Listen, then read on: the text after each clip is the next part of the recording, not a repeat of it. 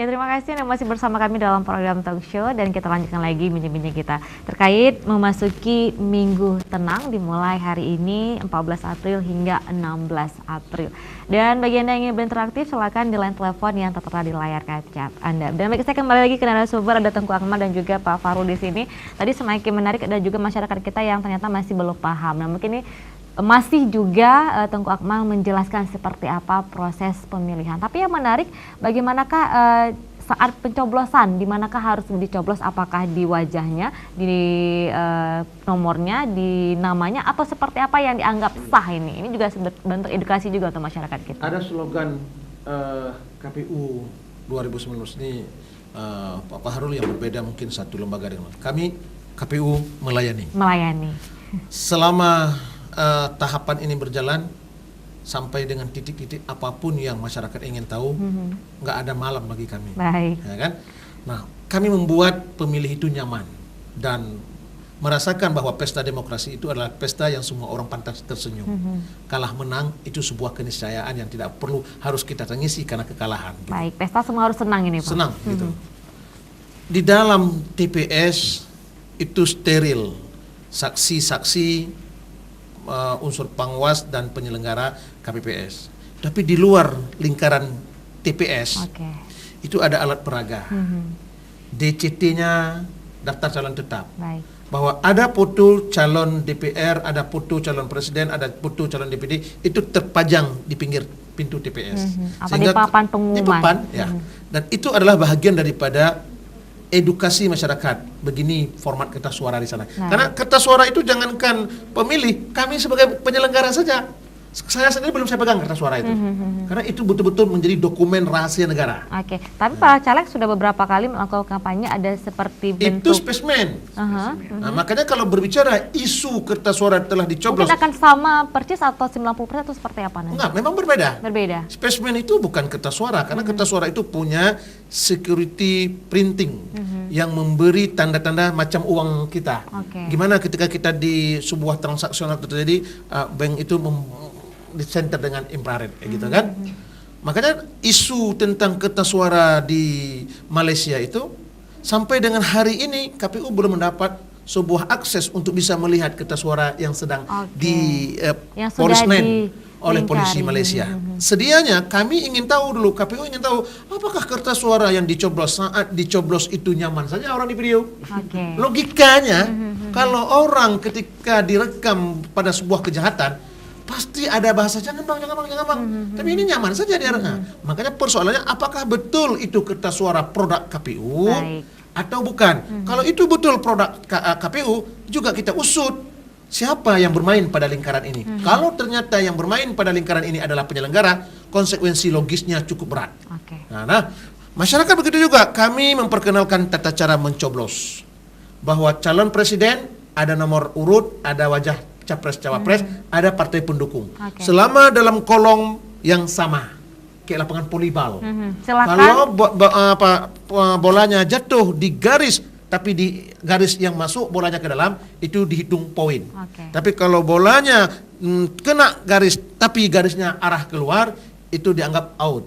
Begitu juga ini, kertas suara kita hanya coblos. Begitu kita coblos di wajah boleh, di nomor boleh, di logo partai boleh, nomor partai boleh, di nomor urut caleg dan seterusnya. Selama dalam kolom yang sama, sah.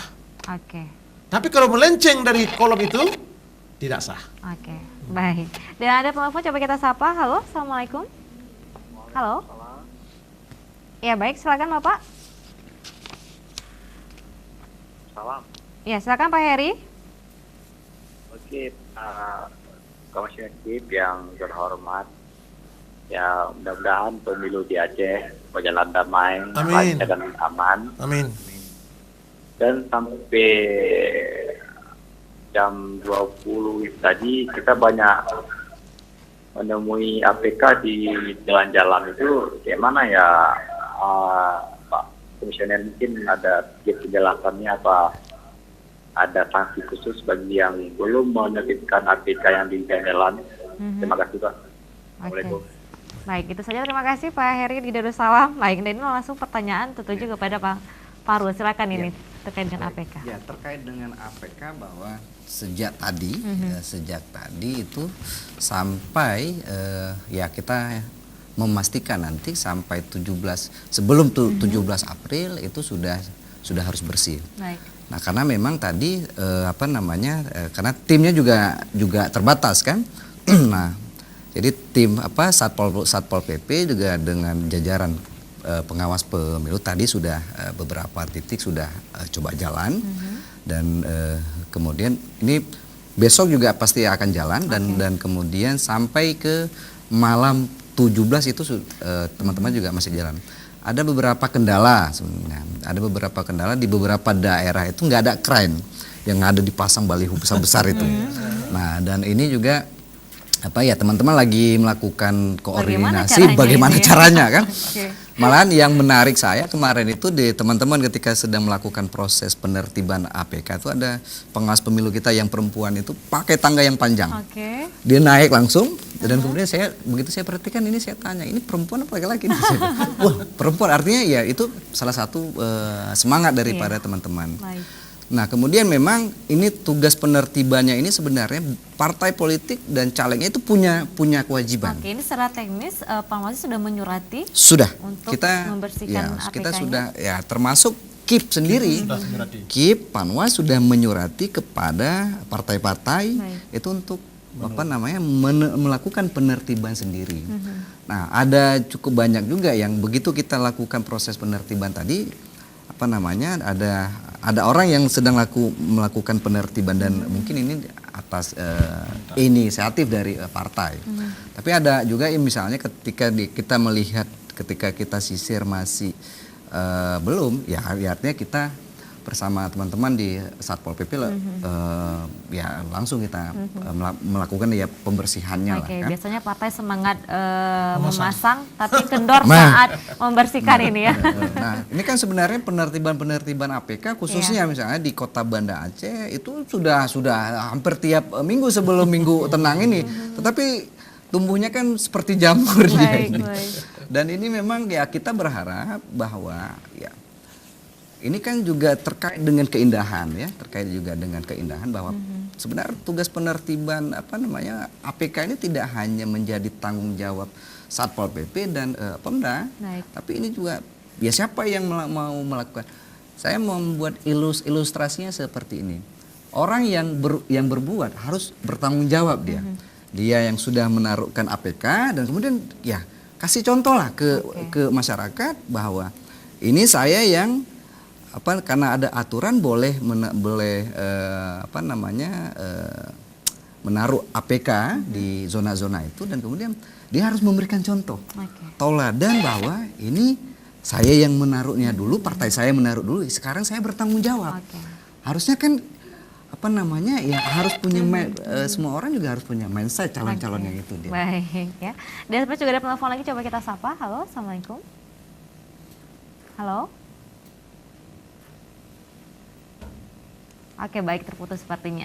Ya, lalu seperti apa ini peran dari pengawas sendiri di hari H nanti? Tentunya juga melihat bahwa hari H yang berlangsung akan kita bicara di panggung secara teknis, tapi di lapangan ini tidak ada dapat memprediksi seperti apa ini.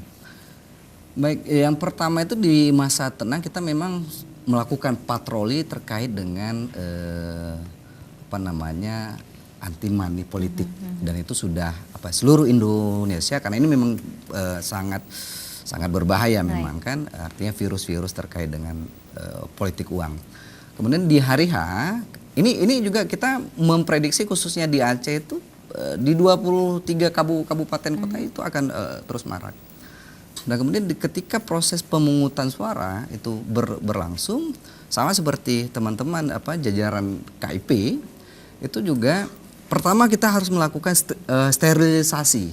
Itu Panwas bersama pengawas pemilu dan juga partisipasi dari masyarakat itu harus mampu menjadi lokasi itu harus bersih dari gambar-gambar yang tadi. Dan kemudian ketika proses pemungutan suara itu kan ada prosedur dia. Dan ini kita berharap juga bahwa penyelenggara pemilu itu taat terhadap azas terkait misalnya tata cara proses pembukaan TPS misalnya gitu kan, dan kemudian mempersilahkan masyarakat untuk untuk melakukan proses pemilihan, dan kemudian ketika nanti misalnya didapati ada sesuatu misalnya yang bentuknya unprosedur misalnya gitu, Panwas bisa menyarankan, Panwas bersama saksi itu menyarankan, artinya memberikan saran perbaikan. Bapak KPPS ini tata caranya seperti ini. Nah, ketika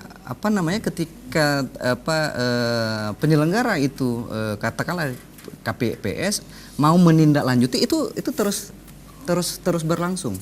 Dan kemudian kalau tidak ditindaklanjuti maka itu dicatat.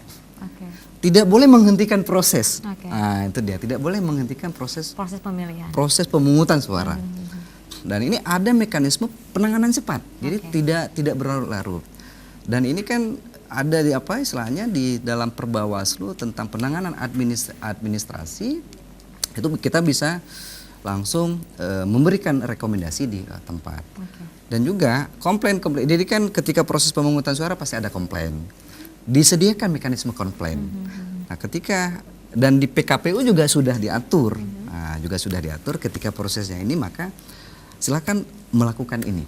Nah, jadi semuanya partai yang terutama dengan saksinya itu juga harus mampu mempelajari bahwa terutama saksi ini, Pak. Iya, saksi. Karena kan saksi yang masuk ke dalam TPS kan cuma satu orang. Nah, dan juga kebetulan juga alhamdulillah di Aceh juga ada lumayan banyak teman-teman dari aktivis organisasi masyarakat sipil itu yang sudah mendaftar sebagai pemantau.